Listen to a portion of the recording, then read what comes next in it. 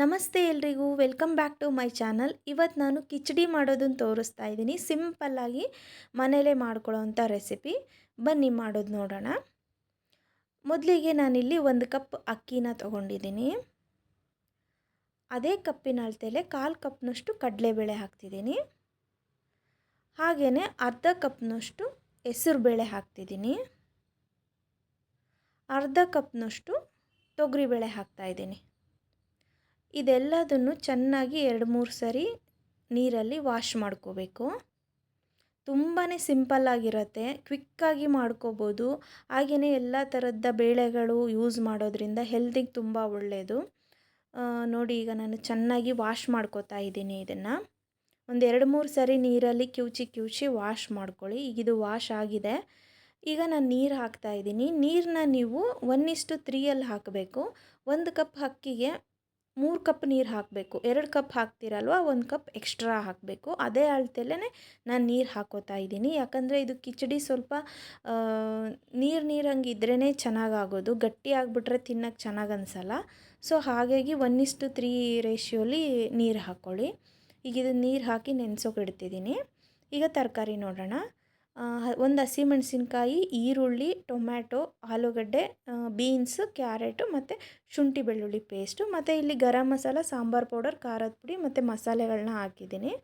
ಬನ್ನಿ ಮಾಡೋದು ನೋಡೋಣ. ಒಂದು ಕುಕ್ಕರ್ಗೆ ಎಣ್ಣೆ ಬಿಸಿ ಮಾಡೋಕ್ಕಿಟ್ಟಿದ್ದೆ. ಈಗ ಇದಕ್ಕೆ ಪಲಾವ್ ಎಲೆ, ಲವಂಗ, ಏಲಕ್ಕಿ, ಚಕ್ರ ಮೊಗ್ಗು ಮತ್ತು ಚಕ್ಕೆನ ಹಾಕ್ತಾಯಿದ್ದೀನಿ. ಹಾಗೆಯೇ ಈಗ ಇದಕ್ಕೆ ಶುಂಠಿ ಬೆಳ್ಳುಳ್ಳಿ ಪೇಸ್ಟ್ ಹಾಕೋಣ. ಈರುಳ್ಳಿ ಹಾಕೋತಾ ಇದ್ದೀನಿ. ಈರುಳ್ಳಿ ಹಾಕ್ಕೊಂಡು ಶುಂಠಿ ಬೆಳ್ಳುಳ್ಳಿ ಪೇಸ್ಟ್ ಹಾಕ್ಕೊಳ್ಳೋಣ. ನಾನಿಲ್ಲಿ ಶುಂಠಿ ಬೆಳ್ಳುಳ್ಳಿನ ಮನೇಲೇ ಇರೋದನ್ನೇ ಕುಟ್ಟಿ ಹಾಕ್ತಾಯಿದ್ದೀನಿ. ಪೇಸ್ಟ್ನ ಯೂಸ್ ಮಾಡ್ತಿಲ್ಲ, ಯಾಕಂದರೆ ಅದರಲ್ಲಿ ಪ್ರಿಸರ್ವೇಟಿವ್ಸ್ ಇರುತ್ತೆ. ಹಾಗಾಗಿ ನಾನು ಅದನ್ನು ಯೂಸ್ ಮಾಡಲ್ಲ. ಫ್ರೆಶ್ಶೇ ಕುಟ್ಟಿ ಹಾಕಿದ್ದೀನಿ. ಹಾಗೆಯೇ ಇದಕ್ಕೆ ಈಗ ನಾವು ಸ್ವಲ್ಪ ಈರುಳ್ಳಿ ಕೆಂಪಗಾಗಿಂದೆ ಎಲ್ಲ ತರಕಾರಿಗಳನ್ನ ಹಾಕ್ಕೊಳ್ಳೋಣ.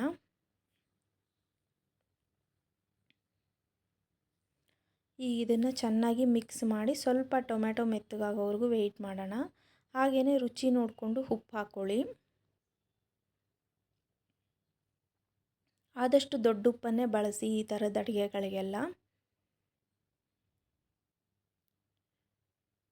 ನೋಡಿ, ಟೊಮೆಟೊ ಎಲ್ಲ ಸ್ವಲ್ಪ ಮೆತ್ತಗಾಗೋವರೆಗೂ ಬಾಡಿಸ್ಕೊಳ್ಳಿ.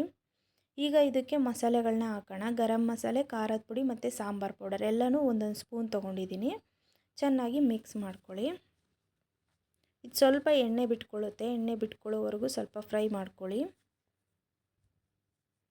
ನೋಡಿ, ಈಗ ಅದು ಚೆನ್ನಾಗಿ ಎಣ್ಣೆ ಬಿಟ್ಕೊಂಡಿದೆ. ಈಗ ಇದಕ್ಕೆ ನೆನೆಸಿಟ್ಟಿದ್ದ ನೀರನ್ನ ಹಾಕ್ತಾಯಿದ್ದೀನಿ.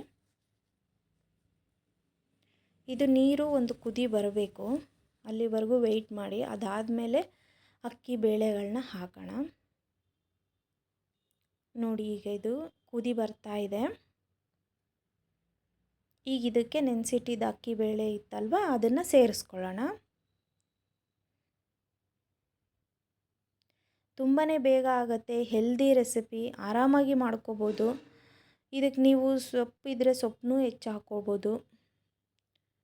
ನೋಡಿ, ಇದು ಒಂದು ಕುದಿ ಬರಬೇಕು. ಕುದ್ದ ಮೇಲೆ ನಾವು ಕುಕ್ಕರ್ ಲಿಡ್ನ ಕ್ಲೋಸ್ ಮಾಡ್ಕೊಳ್ಳೋಣ.